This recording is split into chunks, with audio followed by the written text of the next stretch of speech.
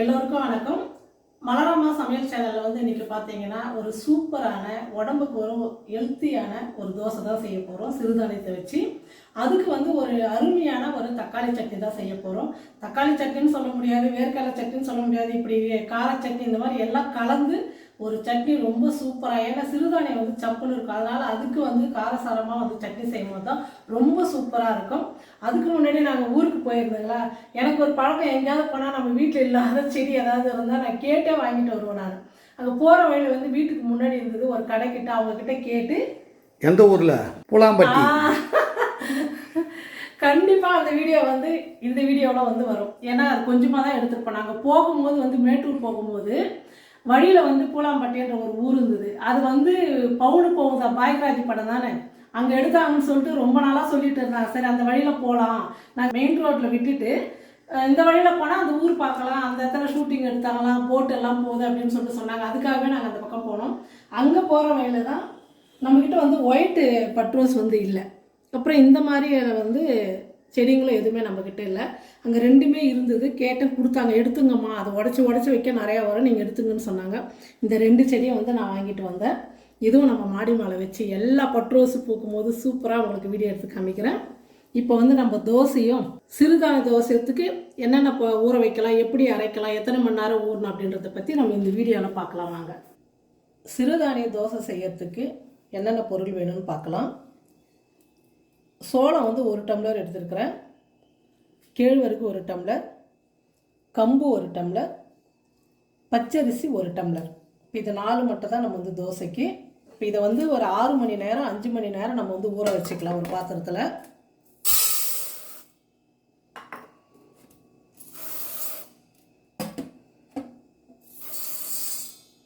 சிறுதானியத்தை பற்றி நம்ம சொல்லவே வேணாம், உடம்புக்கு எந்த அளவுக்கு நல்லதுன்னு சொல்லிட்டு இப்போல்லாம் நம்ம அதெல்லாம் மறந்துட்டோம்.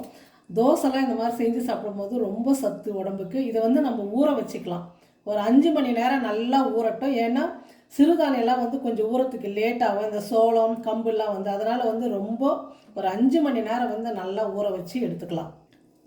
நான் சிறுதானியெல்லாம் எடுத்துக்கிட்டு அதே டம்ளரில் உளுந்து 1 டம்ளர் எடுத்துக்கிட்டேன்,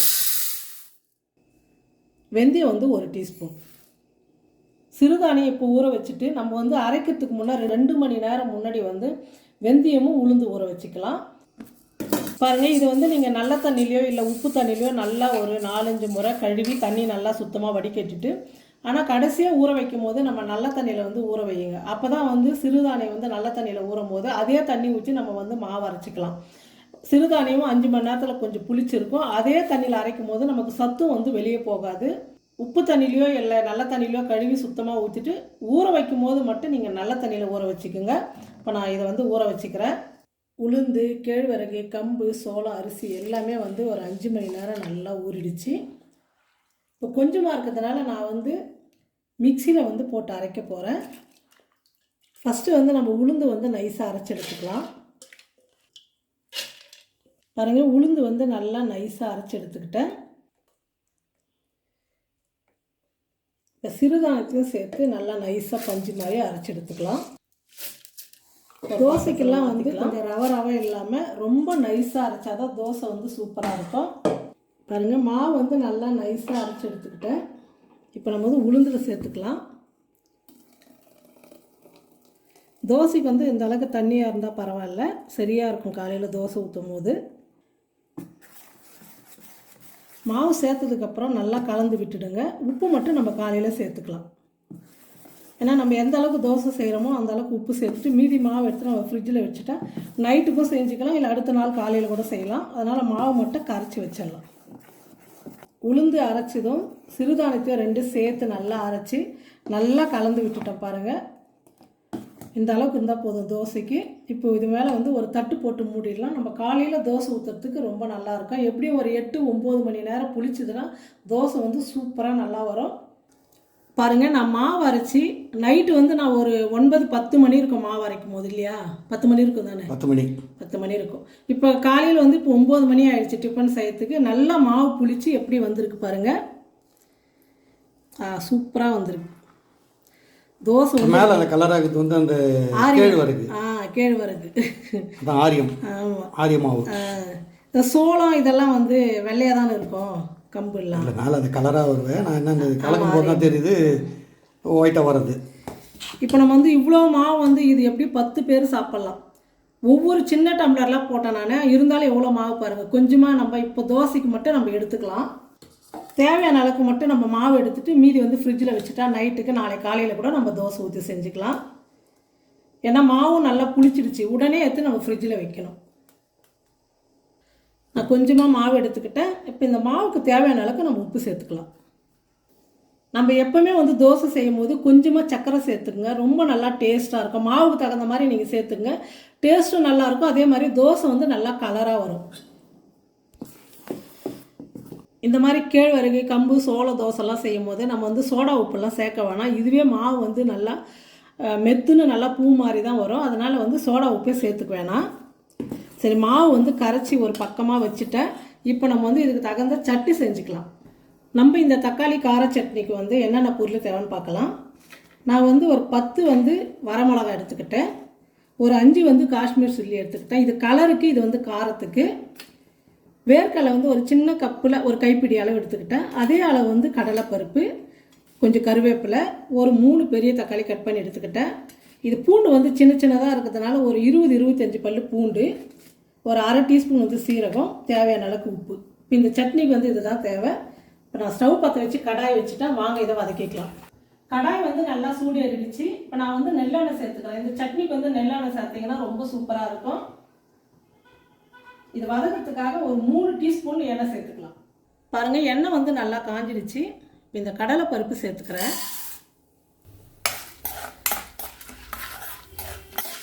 கடலைப்பருப்பு ஒரு பாதி அளவுக்கு வறுந்த உடனே நம்ம வந்து வேர்க்கடலை சேர்த்துக்கலாம். நான் தோலோட தான் சேர்த்துக்கிட்டேன்.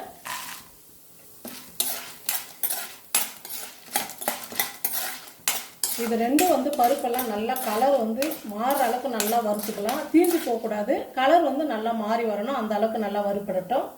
பருப்பெல்லாம் ஓரளவுக்கு வறுந்துடுச்சு. இப்போ வந்து நம்ம மிளகாய் சேர்த்துக்கலாம். காஷ்மீர் மிளகாய், காரத்துக்கு குண்டூர் மிளகாய். நம்ம என்னதான் தக்காளி சேர்த்தாலும் கார சட்னிக்கெல்லாம் கொஞ்சமாக புளி சேர்த்துக்கிட்டா தான் டேஸ்ட் நல்லாயிருக்கும். நான் சின்னதாக கொஞ்சமாக சேர்த்துக்கிறேன். இப்போ இது எல்லாம் சேர்த்து நல்லா வறுத்துக்கலாம். பூண்டு சேர்த்துக்கிறேன், சீரகம், கருவேப்பிலை, இதெல்லாம் வந்து நல்லா வறுத்துக்கலாம். அதுக்கப்புறம் நம்ம தக்காளி சேர்த்துக்கலாம். நம்ம சேர்த்துக்கிட்ட பொருள் எல்லாமே வந்து நல்லா வறுபட்டுடுச்சு. இப்போ வந்து நம்ம தக்காளி சேர்த்துக்கலாம். இப்போ இந்த சட்னிக்கு தேவையான அளவுக்கு நான் உப்பு சேர்த்துக்கிறேன், கல் உப்பு சேர்த்துக்கிறேன். இப்போ தக்காளி எல்லாம் வந்து நல்லா வதங்கி வர அளவுக்கு நல்லா நம்ம வதக்கிக்கலாம். நல்லா வதங்கட்டும். தக்காளி எல்லாம் நல்லா வதங்கிடுச்சு. இப்போ கடைசியாக வந்து ஒரு சிட்டிக்கு மஞ்சள் தூள் சேர்த்துக்கிறேன், பெருங்காயத்தூள் கொஞ்சம். இது சேர்த்துட்டு கலந்து விட்டுட்டு நம்ம ஸ்டவ் ஆஃப் பண்ணிடலாம். நல்லா சூடு ஆறட்டும்னு சொல்லிட்டு மிக்சியில் போட்டு நைஸாக நம்ம இந்த சட்னியை அரைச்சி எடுத்துக்கலாம். நல்லா நைஸாக வந்து நம்ம சட்னியை அரைச்சி எடுத்துக்கிட்டோம்.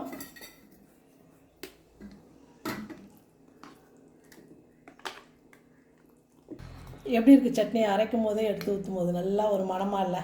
இப்போ வந்து இந்த சட்னிக்கு வந்து ஒரு தாளிப்பு போட்டோன்னு வச்சுங்க, அது இன்னும் சூப்பராக இருக்கும். நம்ம தாளிச்சிக்கலாம். ஏற்கனவே நம்ம எண்ணெய் ஊற்றி தான் சட்னிக்கு எல்லாமே வறுத்துருக்குறோம். அதனால் வந்து 1 டீஸ்பூன் எண்ணெய் சேர்த்துக்கிறேன். எண்ணெய் காஞ்சிடுச்சு. கடுகு கொஞ்சம் சீரகம் சேர்த்துக்கிறேன். கடுகு நல்லா பொரிஞ்சிடுச்சு. உளுத்தம்பருப்பு ஒரு 1/2 டீஸ்பூன். வரமிளகா வந்து 2 வந்து சின்ன சின்னதாக கட் பண்ணிக்கிட்டு அதையும் சேர்த்துக்கலாம். கருவேப்பிலை கொஞ்சம். இது எல்லாம் வந்து நல்லா வறுப்படட்டும். பாருங்கள், உளுந்து வரமிளகாய் எல்லாமே வந்து நல்லா வறுந்துடுச்சு. இப்போ சட்னியில் சேர்த்துக்கலாம். சூப்பரான சட்னி வந்து ரெடி ஆகிடுச்சு. இப்போ நம்ம அடுத்தது வந்து தோசை ஊற்றி சூடாக சாப்பிட வேண்டியது தான். சட்னி ரெடி பண்ணிவிட்டு இப்போ வந்து தோசை ஊற்றிக்கலாம். தோசைக்கல்லை வச்சுட்டு தோசைக்கல்லை நல்லா வந்து சூடு ஏறிடுச்சு. மாவு நல்லா ஒரு முறை வந்து கலந்து விட்டுட்டு நம்ம தோசை ஊற்றிக்கலாம்.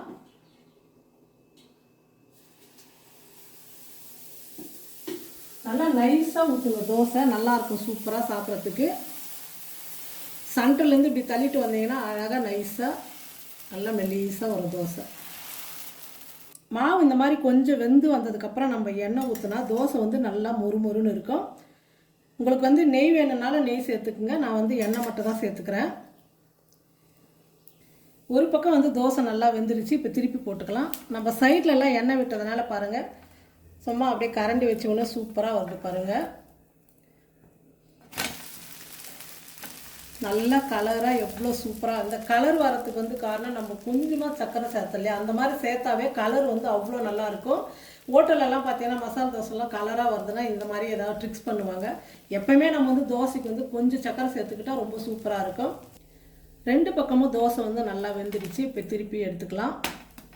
பாருங்கள், எல்லா பக்கமும் சூப்பராக வெந்துடுச்சு.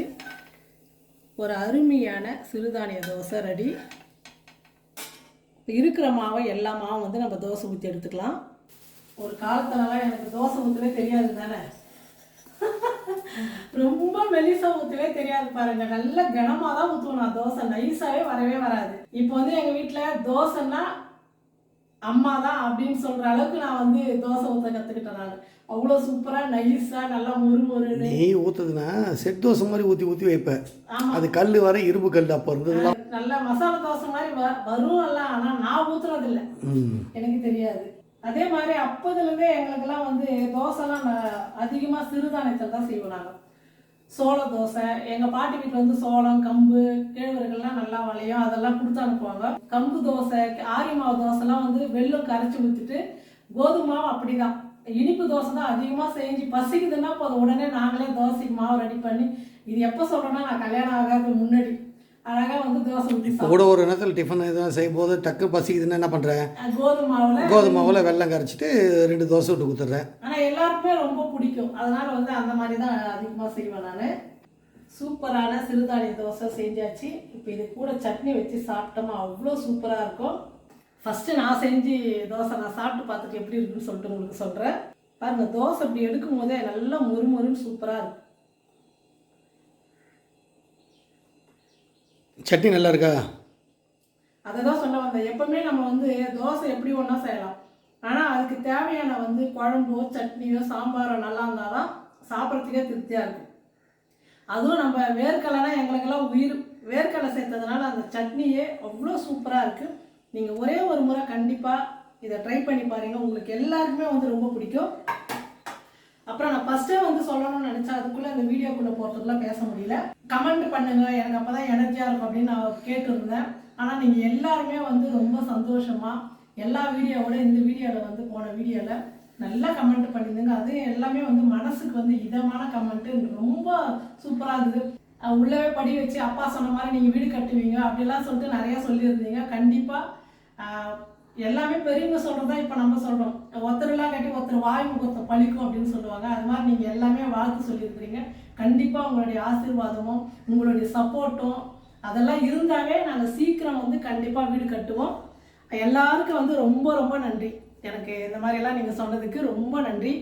இப்போ நம்ம செஞ்ச தோசையும் சட்னி நீங்கள் செஞ்சு பார்த்துட்டு எப்படி இருக்குன்னு சொல்லிட்டு மறக்காமல் கமெண்ட் பண்ணுங்கள், ஷேர் பண்ணுங்கள். அதே மாதிரி ஃபேஸ்புக்கில், இன்ஸ்டாகிராமில் எல்லாம் வந்து கொஞ்சம் ஷேர் பண்ணுங்கள். நீங்கள் எல்லாம் ஷேர் பண்ண தான் நம்ம வீடியோ வந்து கொஞ்சம் நல்லா ரீச் ஆகும். ஏன்னா என்னுடைய சேனல் வந்து ரொம்ப நாளாக வந்து வெளியே தெரியாமல் தான் இருந்தது. இப்போ தான் கொஞ்சம் கொஞ்சமாக அவங்கள மாதிரி வீடியோக்குள்ளே நிறைய பேர் வந்ததுனால இப்போ தான் வெளியே தெரியுது. நீங்கள்லாம் ஷேர் பண்ணும்போது இன்னும் கொஞ்சம் நல்லா வந்து ரீச் ஆகும். நானும் சமையலோடு சேர்த்து வ்ளாக் பண்ணுறேன்ல, இந்த மாதிரி உங்களுக்கு பிடிச்ச மாதிரி விதவிதமான சட்னி சமையல். இன்னும் நான் வந்து பிரியாணிலாம் அவ்வளோ செஞ்சதே இல்லை என் வீடியோவில். உங்களுக்காக வந்து இனிமேல் நான் கண்டிப்பாக நிறையா வந்து செய்ய போகிறேன். நீங்கள் வந்து அதே மாதிரி அவங்களையும் சொல்ல என்ன செஞ்சு காட்டணும்னு சொன்னால் அதுக்கேற்ற மாதிரி நீ செஞ்சு காட்டலாம்ல. ஆமாம் ஆமாம், உங்களுக்கு பிடிச்சது ஏதாவது இருந்தால் கூட அம்மா இதை செஞ்சு கொடுங்க அப்படின்னு சொல்லிட்டு செஞ்சு காட்டுங்க அப்படின்னு சொல்லுங்கள். கண்டிப்பாக நான் வந்து செஞ்சு காமிக்கிறேன். அதே மாதிரி நான் எடுக்கிற வீடியோ வந்து நீங்கள் செஞ்சு சாப்பிட்டாதான் உங்களுக்கு அதனுடைய டேஸ்ட் எல்லாம் தெரியும். பார்த்துட்டு நல்லா இருக்குன்னு சொல்கிறத விட நீங்கள் செஞ்சு சாப்பிட்டுமா நான் செஞ்சேன், எங்கள் பிள்ளைங்க நல்லா இருக்குதுனாங்க, எங்கள் வீட்டுக்கார் நல்லா இருக்குதுன்னு சொன்னாங்க, மாமியார் மாமனார்லாம் நல்லா சூப்பராக இருந்ததுன்னு சொன்னாங்க அப்படின்னு நீங்கள் கமெண்ட் பண்ணும்போது இன்னும் நல்லாயிருக்கும். எல்லோருக்கும் ரொம்ப நன்றி, ரொம்ப நன்றி.